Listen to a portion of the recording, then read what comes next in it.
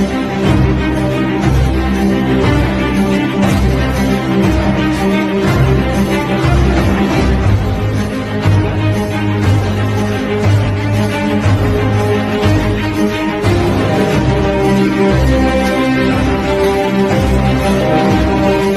am Maharlika. Magandang araw mga kamaharlakan, naway nasa mabuti kayong kalagayan at maayos na pangangatawan. Assalamualaikum wabarakatuh. Magandang umaga po sa inyo. This is Queen Helen Abdurrahman Elizabeth III. Assalamualaikum warahmatullahi wabarakatuh. Live from the territory of our forefathers. This is Queen Helen Abdurrahman Elizabeth III. May 2nd, 2024. Napaka ganda tingnan kung magkakaisa ang sambayanan. Napakaganda makita ang inyong suporta sa tunay na pagkakaisa. Subalit, warning po sa inyong lahat. Hindi po ako ang nagpatawag sa inyo para pumunta sa Central Bank. Wala po akong inutos na kayo ay pupunta sa Luneta. At lalo, wala akong inuutos na kayo ay mag-bus mula Mindanao, mula Iloilo, Antique, mula Capiz, para lang magkobra ng kalupaan. Wala po akong inuutos na mag-distribute ng kalupaan sa ngalan ng soberenya. Illegal po lahat ang ginawa ng mga maharlikang tribo dahil hindi po iyan ang aking utos. Wala po akong inuutos na kayo ay pumunta ng Bulacan o kaya kahit saang dako ng Manila dahil tinapos ko na rin ang ginawa ninyo sa Maguindanao, ginawa ninyo sa Palawan, na lahat iyan ay panlilin lang ng gobyerno, lalo na ang tinaguriang Bongbong Marcos na pinapackage ng mga kabal at ISIS. Pasensyahan tayo. Ang katotohanan ay katotohanan. At sinabi nga ng aking kasamahan, maraming hugis ang katotohanan. Katotohanan na sa likod ay kasinungalingan. Katotohanan na tama. Katotohanan na pwedeng gawin ng kung sino-sino lamang. Ngayon, ang tanong, saan ba kayo na katotohanan? Katotohanan na nanggagaling sa mga tinatawag natin mga taong merong kredibilidad, integridad at may profesyonalidad. Ngayon, titingnan natin, saan nga ba kayo nahahanay? Masakit lang makita. Maraming beses na kayong naloko. Anong pupuntahan ninyo? Pera o kahon?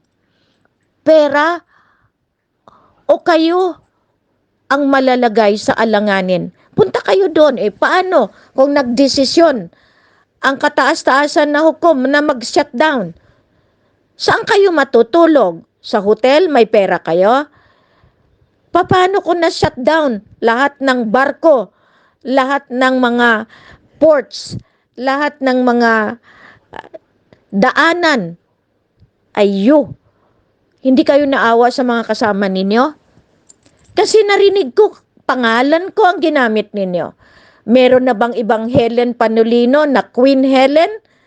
O kayo ang nag-duplicate? Bongbong, natalo ka na, mula pa sa China. 'Di ba nung kinukuha nyo yung pera kasama si Irene, sino pang kasama ninyo?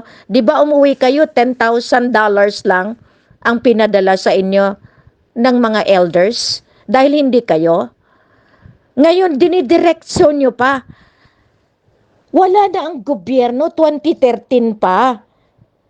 Inantay ko matapos ang Carpenter Agreement noong March 22, 2015 at automatic ang Federal Republic of Lupasug nagkaroon ng tinatawag natin na sama-sama kasi kailangan namin magkaroon ng pamumuno, no? Lateral government.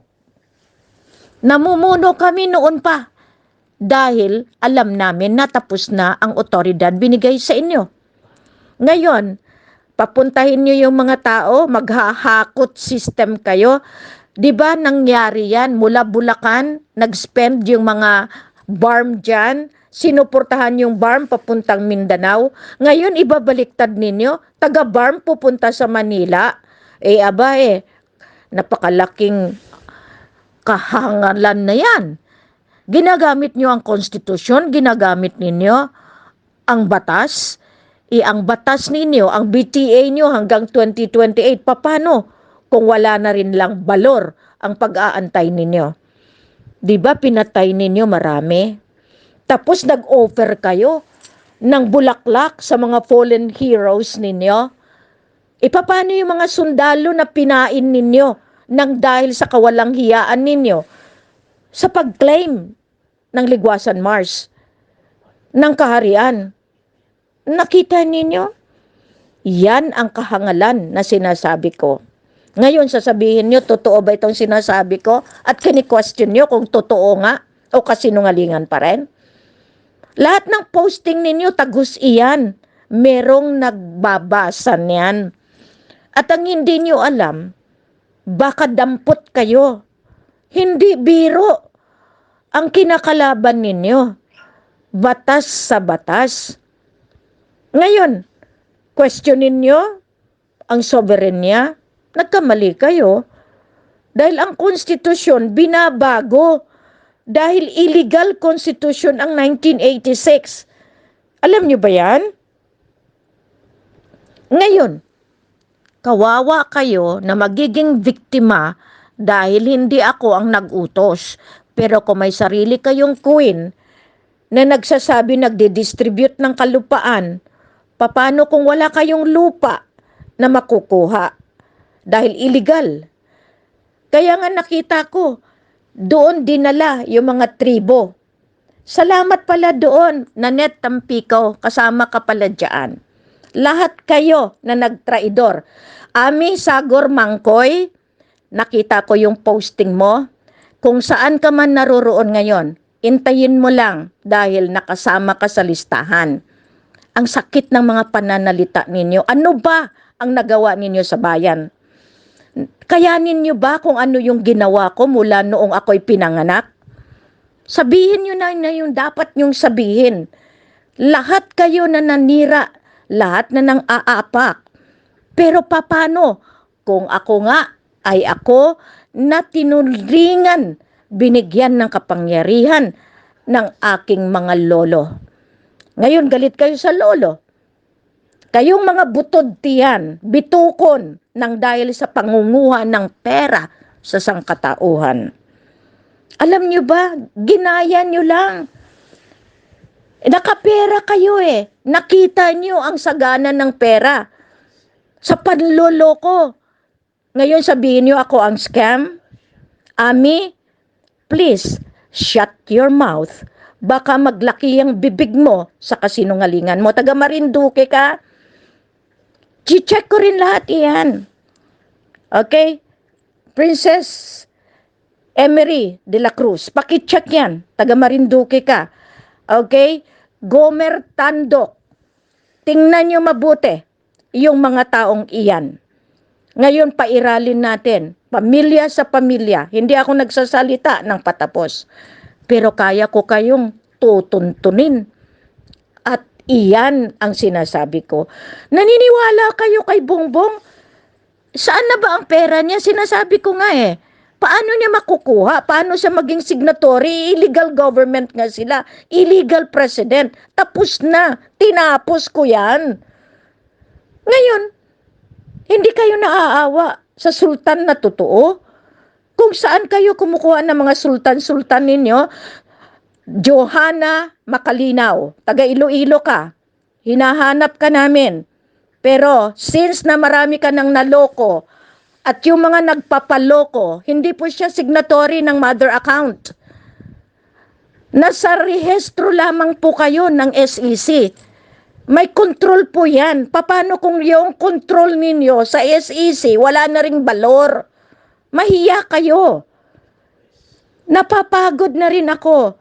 Tinutulungan ko kayo para maayos ang buong mundo, maayos ang kaharian ng lupasog ng Philippine Islands.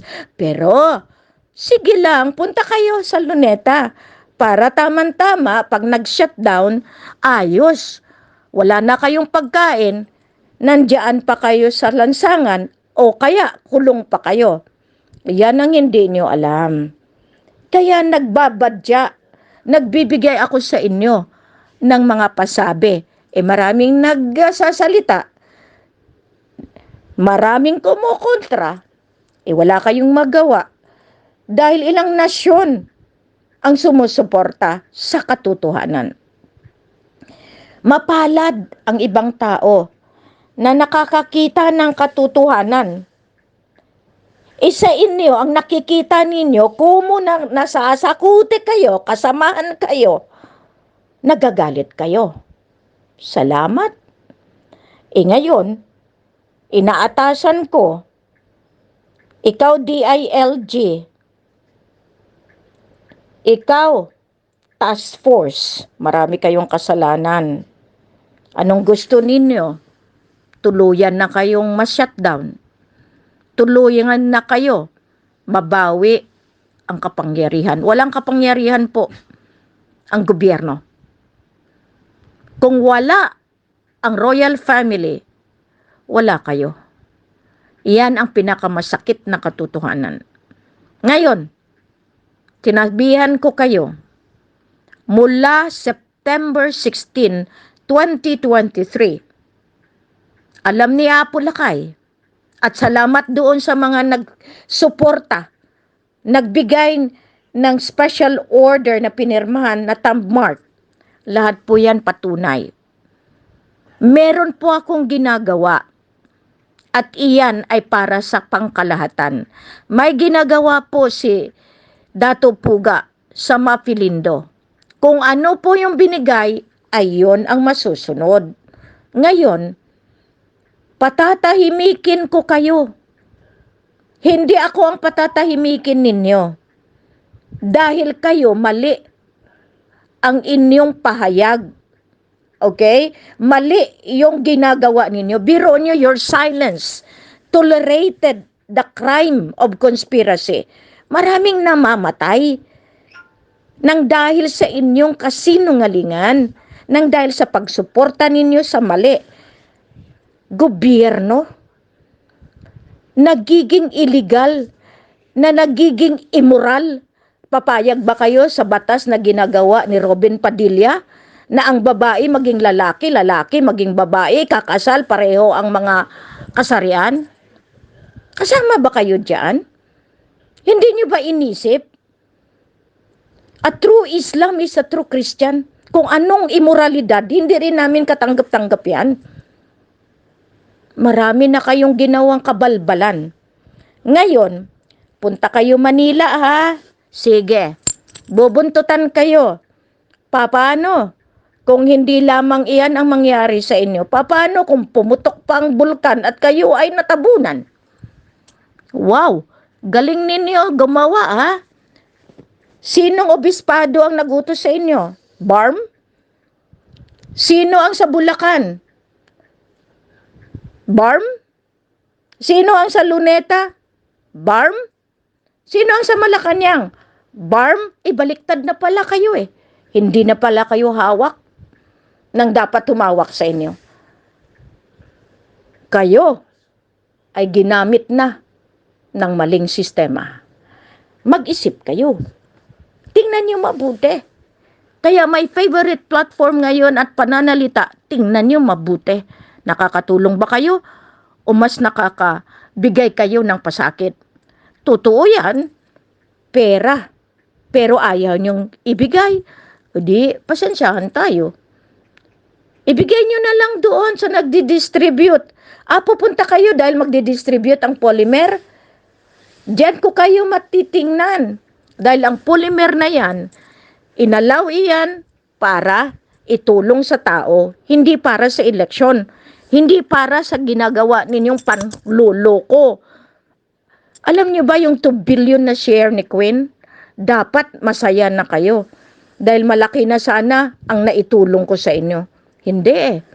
Mas minabuti ninyo yung mga tarantado, yung mga naghari-harian, yung mga queen, marami pong queen. Nandyan si Amor, Maharlika International, nandyan si Queen. Basta maraming queen. Okay lang yun. Basta, ang sabi ko nga, kung hindi sumunod sa katotohanan, na yun ay katotohanan na katotohanan, hindi yung kasinungalingan na katotohanan, tandaan niyo po yan. Ang espiritu ng katotohanan ang siyang nag-uutos sa akin kasi naghihimagsik ang katauhan na iyan. Wala kayong ginawa. Sa pagharang ninyo, lalo kayong nabibisto. Lalo kayong nakikita ng mata na tumatagos mismo sa inyong isipan. Kaya ang galing. Hindi niyo ba alam kung sino si Secretary Rafi Tulfo? Alam niyo ba yan? Ako pa ang ipatulfo ninyo. Inutusan ko na yan. Sige, punta kayo. Kung anong mangyari sa inyo. Sa kaliit ng pera ninyo. Sa kakapiranggot na pera ninyo. Isinakripisyo ninyo na malista kayo at malagay kayo sa kalabuso. Tandaan niyo yan. Ngayon, may-ari kayo ng gold, ilabas nyo. At nang kayo ay matabunan ng espiritu ng ginto na iyan. Kayo ang sekretary na naglilista ng kung ano-anong mga kabalbalan sa Malacanang, gawin nyo na. Ngayon, kaya kung hindi kayo bababa, kakalad ka rin naman talaga kayo. Ngayon, maghahakot pa kayo ng tao para gawin ninyong panangga. Mula sa Maguindanao, binaliktad niyo ang inyong programa. Bongbong, mag-isip ka. Ang tatay mo, hindi ganyan. Kung anak ka nga talaga, makinig ka. Kung sino ang iyong programmer, kung sino ang inyong manipulador, at kung sino ang Marcos ninyo na tumatayo, may hangganan po yan lahat. Ni minsan hindi ako nagsalita ng mataas, pero ako alam ko kung ano ang hustisya ng divino gobyerno. Marami na kayong kasalanan, kapag puno ng gantangan, kinakalis po yan. Kaya, maraming salamat dahil hindi niyo mapipigilan ang pananalita ng totoong naghihimagsik laban sa kasinungalingan ng bawat isa sa inyo na kumakamkam ng kaperahan ng sultanato ng Suluan North Borneo at ng Royal Empire ng Lupasog. Mabuhay bansang Islas Pilipinas at Lupasog. Mabuhay ang buong mundo na sumusunod sa pamamahala ng Diyos Ama dito sa lupa. Masalam. God bless everyone.